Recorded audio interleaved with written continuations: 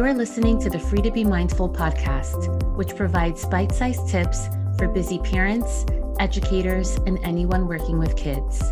These real talk conversations focus on mindful living, mental health, and personal growth, helping all to learn, grow, and inspire with mindfulness in mind.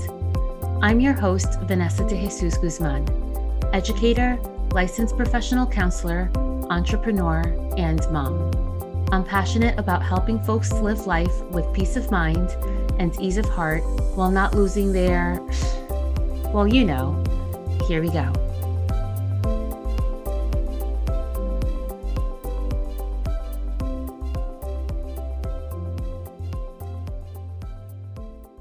Hello and welcome back to the Free to Be Mindful podcast. I hope that you're feeling good, looking good, and doing better in this world than you were yesterday. So my friends, let me tell you, I have actually recorded two what I thought were really great podcast episodes, which you'll never hear, which the original one was, because my mic again did not pick up. And when I went to edit them, all I saw was my face, right? Because I also put them on YouTube. So I'm pretty sure it was because of my microphone, which if you're seeing this on YouTube, you're looking at the actual mic. And now I just have a very expensive paperweight, very heavy paperweight, because it no longer works. So instead of waiting for the new mic, which I have already ordered, for it to come in, I am just going to go ahead and record.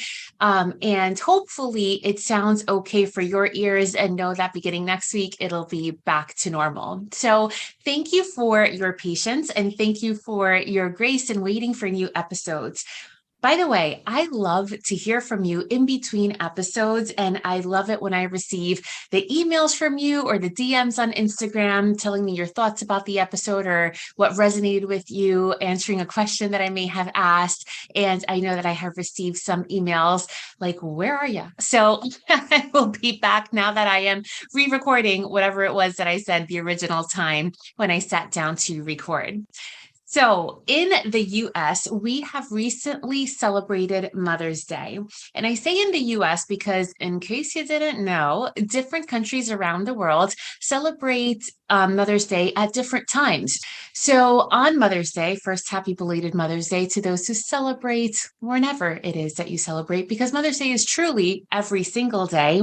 Because as moms, we know, and moms/caregivers, we know that we always have so much on our plates.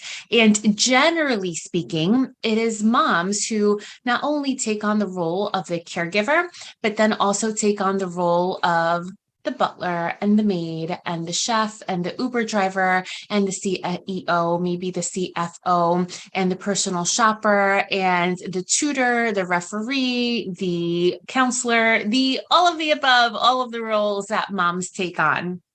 But here is what I'd like to challenge you with in today's episode. As moms, yes, we wear many roles and many hats, and even though nobody does it quite the same, all humans wear many roles, but especially mothers. However, sometimes, and here's a challenge thought for you, sometimes it seems that we swim in this space of, oh, I'm so busy, and oh, I have so many things to do, and oh, why is it that blank? And I think that some of us really enjoy living in that space. I think that we are raised within the society of go, go, go, of you have to do all of the things, and of almost receiving praise for being so busy. And as moms, as humans, we're naturally busy. As moms and women, we more so are busy. But then instead of doing the things that will work well for us, it seems that we stay stuck in this mud and stay swimming in this space of, I'm so busy. I have so many things to do. I don't have time for myself. My kids require so much of me. I have to do all of these things for my partner or spouse, or I don't have any outside help. And that is why I can't do all of these things. And here's a caveat. Yes, I personally, for example, I have an amazing spouse. And I have phenomenal parents who can pick up my kid, who can take him to piano or baseball or wherever it is that he has to go so that I can do things for me. but we have to we have to find the spaces to carve out from different types of a supportive network when we don't have, let's say, a partner or a spouse or family members that can help us, put the pieces all together, especially when we're unable to do so. And one thing is being truly unable to do so, let's say, because of work. But the other thing is, are we really always unable, or do we just choose not to? Think about that for a second. Are we unable, or do we choose not to? So going back to the original thought, and then I'll come right back to that. It's so important for us as moms to make sure that we are taking care of ourselves. And we are brought up in society with the idea of wearing this role of you have to do everything for your kids, and your kids always come first, and it's selfish to be selfish. And quite honestly, it is not. It is important to be selfish. And I don't mean have all the things and never share, right? Because that is one idea of selfish. But the idea of selfish that I am talking about is it is important to make time for yourself. It is important to take care of you.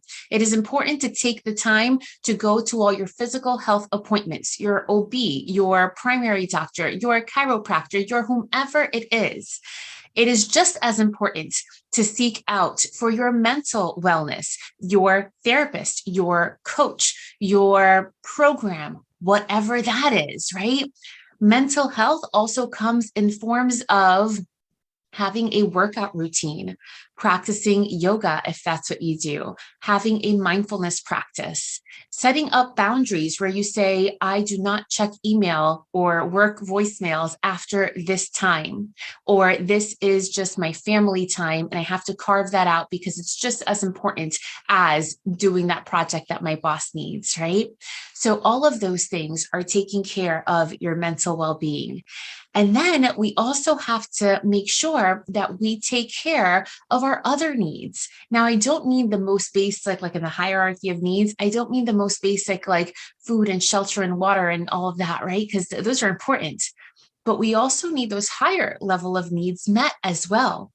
And what I mean by that is love, surrounding yourself with people who care for you, whether it be romantic relationships, platonic relationships, friendly relationships, business relationships, just community and relationships of people who really fill your soul and make you feel your best. That is also taking care of yourself as a mom. In addition to that, in addition to taking care of your physical self and mental wellness and those higher level of needs, we also want to make sure that we're doing nice things for ourselves, not because it's just Mother's Day, not because it's your birthday, but just because. So if you have to carve out some time or leave work early to go get a massage or get a mani-pedi, or buy that lipstick that you've been meaning to replace, or get yourself a new blush. And yes, they may all sound like superficial ideas. And if you're not into makeup, then it's not your thing. But then maybe it is, making time to get to that swimming pool to get those laps in if you're a swimmer. Just doing anything that really fills your soul, not because it's something that your kid needs done, not because you feel good doing it for a partner, spouse, or family member. But very most important of all is because you need it for you.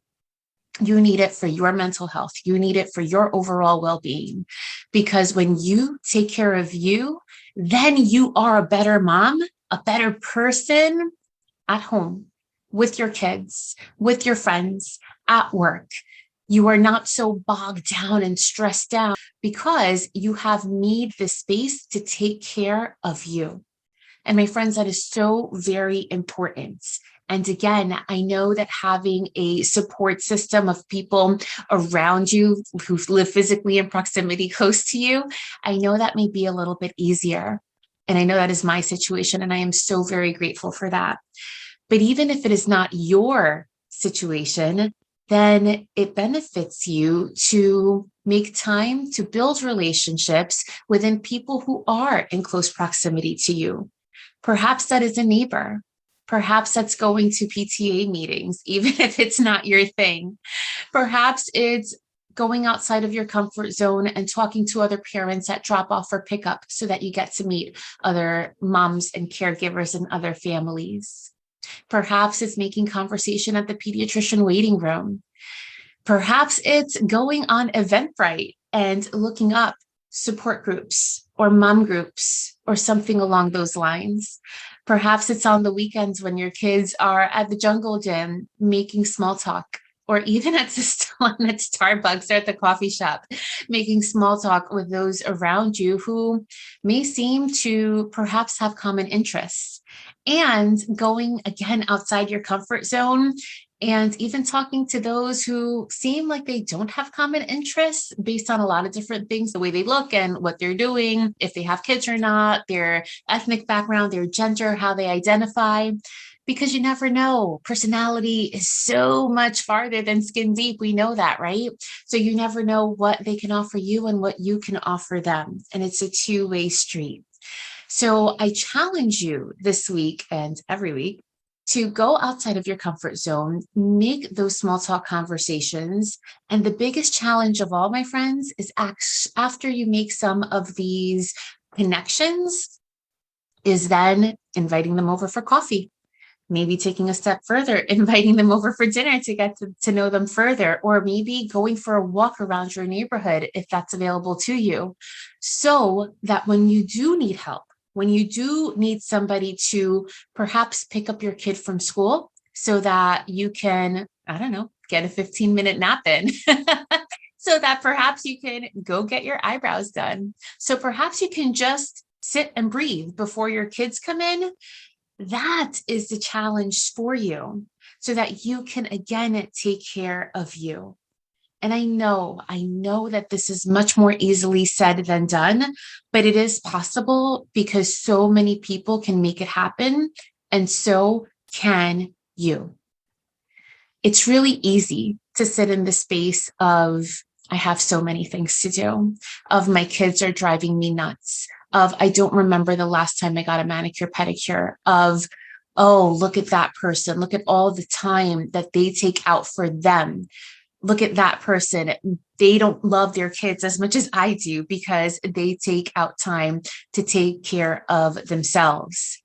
But what I want you to know is that you are just as important as your kids. And trust me, I love my child with all of my heart, but I make sure that I take care of myself so that I can be a more patient, a more mindful, a more present mom, not in the looking at the things that he is doing wrong or the things that he can improve on, but just being able to sit there, to play, to take in his giggles, to take in his whining. That's a little harder. To take him in as a full person before he's 18 and out of the house, right? And by you taking care of you, you create the space so that you're better able to do that. And again, that's putting yourself first, just as you put your child or your children first. That is making connections with other people, with other parents, with other caregivers, with other people in your community, or cultivating the relationships that you already have, perhaps with family members or neighbors or friends, going outside of your comfort bubble and asking for help, not just in cases of emergency, not just when you have to, God forbid, go to the emergency room or when someone passes away, not in big deal situations, but in everyday life so that you can be the best mom that you can be. And it is for all of those reasons that I have created the space called Amiga Moms, which is for 21st century mothers to learn more mindful strategies to become more present and mindful moms. And I do this virtually right now, once a month on the first Monday of every month from 8:30 to 9:30 p.m. Eastern Standard Time. We have 1 hour to build community, to reflect on what it is that each other are bringing up, or sometimes I have a certain theme that we're talking about. And it always ends with a guided meditation specifically for moms and caregivers so that you can refill your cup that way, not only in this guided version, but also so that you can learn the strategies and skills to do that further on your own, which can sometimes be a little bit more of a hurdle. We also have many other Amiga Mom types of events throughout the year. And now that things are looking more like they used to, we're going to do more and more of that. So meetups in person, sometimes once in a blue moon with your kids, and more often without, so that you can refill your cup. I am so excited of all of the things that Amiga Moms is going to bring on a much bigger scale, things that have not been done before. But first, I invite you to join me for those monthly support groups. There's so many benefits to joining a support group, and it's very easy to do so through either my platform, Amiga Moms, or any other type of thing out there that you may find. And I recommend you just going on Eventbrite, eventsbrite.com, and looking up for things in your area, especially if you don't have a big family or friend network around you, so that you can begin to build that for yourself. Know that you have power, you have knowledge, you have the ability to create these spaces, even if they don't exist, just like I did with Amiga Moms, where mindful mommies create happy families. Thank you so much for tuning in today.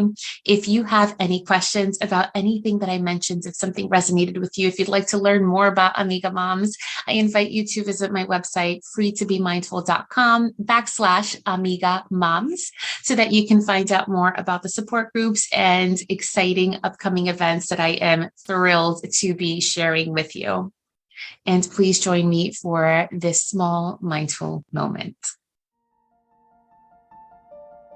So right now, regardless of where you are or what you're doing, take a breath in through your nose as your belly rises, and take a breath out through your nose as your belly deflates. As you continue to take long, slow breaths, just think about how the message that you just heard resonated with you. Did you find some connections to what was shared? Or is your situation completely different, and perhaps these are not challenges that you face? We take on so many roles and so many responsibilities each and every day that it is necessary to take care of ourselves. So in your mind or out loud, repeat after me. I am important. I am worth it. I am worth time and attention. I deserve some downtime. I can create calm spaces. It is important to take care of myself because I am important. Hope you not only say that out loud more than just this once, but I hope that you believe it and repeat it each and every day. Have a great week. I hope you enjoyed this week's show. It would mean a ton if you took this moment to review the Free to Be Mindful podcast on the platform you catch your favorite shows. That quick and easy act lets me know what you enjoy, and it helps others find the podcast too. And of course, don't forget to subscribe so you can listen along next week. In the meantime, I welcome you to catch me on social media at Counselor V de Jesus. And as always, remember, in a world where you are free to be anything that you want to be, you are always free to be mindful. Catch you next week.